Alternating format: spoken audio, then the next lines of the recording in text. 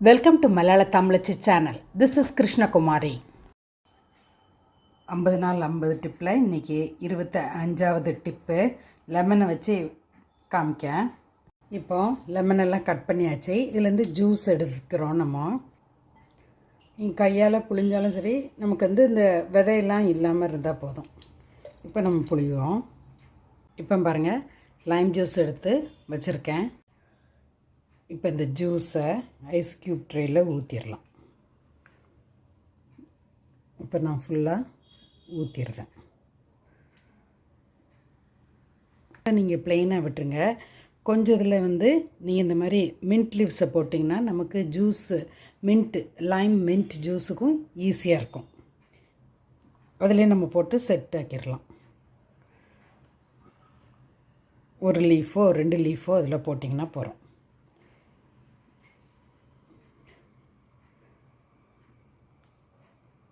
இது செட்டாக ஃப்ரீசரில் வச்சுட்டு பத்திரமா வைங்க. இதுக்குள்ளே டிப்ஸ் இன்னொரு நாள் போடுறேன்.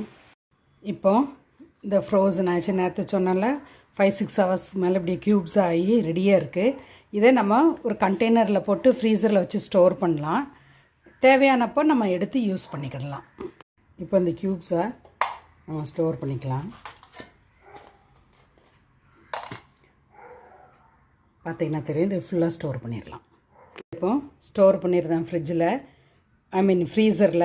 எப்போ தேவையோ, ஈவன் சூப்புக்கு என்ன லெமன் ரெசிபிக்குனாலும் இதை யூஸ் பண்ணிக்கலாம். ஈவன் அந்த தொலியை சின்னதாக வச்சுட்டு கூட நம்ம இந்த க்யூப்ஸ் பண்ணலாம். இப்போ ஈஸியாக லெமன் ஜூஸ் ஒன்று காமிக்கேன். ஆர்டினரி க்யூப்ஸ் 2 போட்டுக்கோங்க. கூட உள்ளது 1 க்யூபு. புளிப்புக்கு தகுந்தாப்பில் நீங்கள் கூட வேணாலும் சேர்த்துக்கலாம். இப்போ தண்ணி ஊற்றிடுறேன். இப்போ நான் சால்ட்டு ஆட் பண்ணுறேன். உங்களுக்கு வேணால் சுகர் இல்லாட்டி 2ம் சேர்த்து கூட பண்ணிவிட்டு மிக்ஸ் பண்ணி குடிச்சிடலாம்.